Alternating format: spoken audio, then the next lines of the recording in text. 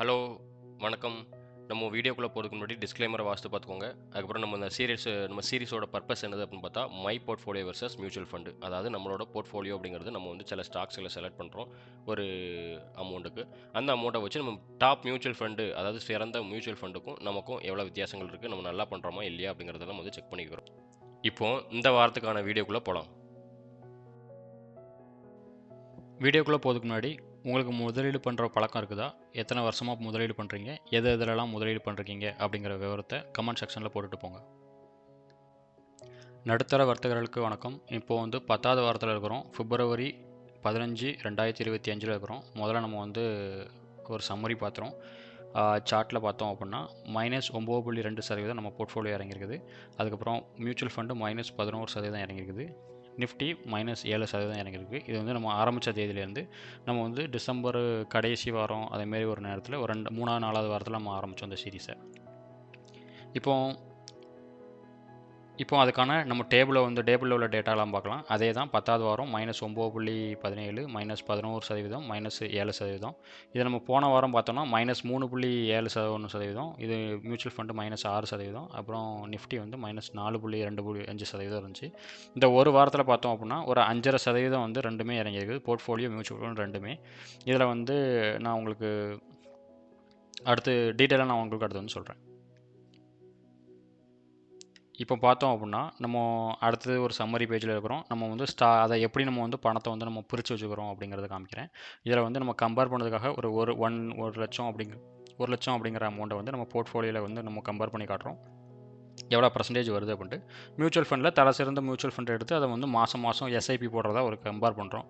ரெண்டு பேருக்கும் உள்ள எவ்வளோ டிஃப்ரென்ஸ் வந்துகிட்டு இருக்குது அப்படிங்கிறத தான் நம்ம வந்து இங்கே வந்து இதில் காமிக்கிறோம். இதில் ஸ்டாக்ஸு இண்டிசஸ் ப்ரீசியஸ் மெட்டல் அப்படிங்கிறது கோல்டு சில்வர். இதில் பார்த்தோன்னா -12% ஸ்டாக்கு, இண்டிசஸ் -9.41%, ப்ரீசியஸ் மெட்டல் 11% ப்ளஸில் இருக்குது. ஓவராலாக -9% இருக்குது. இதுதான் வந்து போர்ட்ஃபோலியோட ஓவரால் இது. மியூச்சுவல் ஃபண்டில் பார்த்தோம் அப்படின்னா லார்ஜ் கேப் வந்து இருக்கையில் நல்லா பெர்ஃபார்ம் பண்ணியிருக்குது -4.62%. மிட் கேப்பும் ஸ்மால் கேப்பும் பார்த்தா -14% மேலே 14.5% நமக்கு வந்து கீழே இருக்குது. இதுதான் வந்து ஓவராலாக மியூச்சுவல் ஃபண்டோட நிலைமை, இதோட நிலைமை. அடுத்து நம்ம இண்டிவிஜுவல் ஸ்டாக்ஸ் அப்படின்னு பார்த்தோம் அப்படின்னா Tata power, Sundaram finance, AWL அப்படிங்கிறது ஒரு பாசிட்டிவ் ரேஞ்சில் இருக்குது. மற்றபடி பார்த்தோம் அப்படின்னா எல்லாமே வந்து நெகட்டிவ் ஜோனில் தான் இருக்குது. அதில் வந்து சில இது வந்து பேட்டர்ன்லேருந்து கீழேயும் வந்துருச்சு. பாலிசி பஜார்லாம் பிரேக் அவுட் ஆக வேண்டியது கப் பேட்டர்ன்லேருந்து அது கீழே வந்து இருக்குது. அப்புறம் நிப்பான் வந்து ரொம்ப மோசமான நிலைமையில் இருக்குது. அதுவும் அந்த பேட்டர்னில் மேலே ஒரு கரெக்டான ரேஞ்சில் வாங்கி வச்சுருந்தோம். அது வந்து இப்போ அந்த வேல்யூவோட கீழே இருக்குது. ஆவரேஜ் பண்ணணும்னு நினச்சி வந்து ஆவரேஜ் பண்ணலாம். அதில் அது ஒரு நல்ல ஒரு ஸ்டாக் தான்.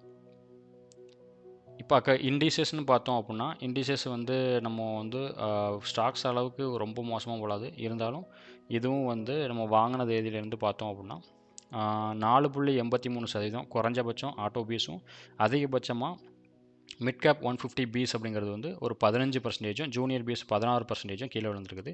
நம்ம வந்து இதில் ஆவரேஜ் பண்ணுறதுக்கு வந்து இப்போ பைசா இல்லை. நம்ம வந்து டிசம்பர் கடைசிலேயே வந்து மொத்த அமௌண்ட்டை நம்ம வந்து எல்லாத்துக்குமே வந்து பிரித்து இது பண்ணிட்டோம். அதனால் எந்த ஒரு இதுவும் கிடையாது. இப்போ ஆவரேஜ் பண்ண வாய்ப்புகள் கிடையாது.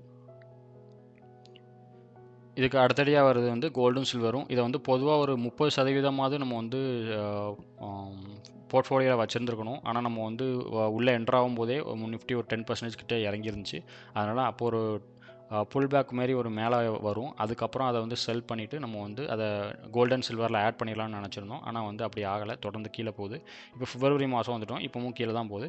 அதனால் நம்ம வந்து ஆவரேஜ் பண்ணக்கூடிய வாய்ப்புகள் கம்மியாகிட்டு, ஆனால் பார்த்தா கோல்டும் சில்வரும் 12%, 10%மும் வந்து அப் ஆகிருக்குது. இது வந்து நம்ம 30% வச்சுருந்தோம் அப்படின்னா நேரம் நம்ம போர்ட்ஃபோலியோ வந்து ரொம்ப ஸ்டேபிளாக இருந்திருக்கும். அது வந்து நம்ம பண்ண ஒரு தவறு. இது வந்து அடுத்த மியூச்சுவல் ஃபண்ட்ஸ் நம்ம வந்து தனித்தனியாக பார்க்கலாம். இது வந்து அதோட டீட்டெயிலு எவ்வளோ அமௌண்ட்டு வந்து போட்டோம். இது வரைக்கும் 2 மாதம் வந்து நம்ம ஒரு சின்ன தொகை வந்து போட்டுக்கிறோம். அதுக்கப்புறம் அதை வந்து ஆவரேஜ் பண்ணி இருக்குது. அதை பண்ணதுக்கு அப்புறமும் பார்த்தோம் அப்படின்னா மிட் கேப்பும் ஸ்மால் கேப்பும் பார்த்தா 14.5% வந்து கீழே இறங்கியிருக்குது. ஓவராலாக பார்க்கும்போது 11.21% வந்து கீழே இறங்கியிருக்குது. இதில் வந்து ஒரு வேளை ஆவரேஜ் பண்ணாமல் நம்ம டிசம்பரில் முதல்ல வாங்கின மியூச்சுவல் ஃபண்டோட ஸ்டேட்டஸ் படி பார்த்தோம் அப்படின்னா கிட்டத்தட்ட 19.9% வந்து லாஸில் இருக்குது. ஆனால் நம்ம வந்து ஆவரேஜ் பண்ணனால -14% இருக்குது. நம்ம போர்ட்ஃபோலியோவில் வந்து நம்ம ஆவரேஜ் பண்ணலை.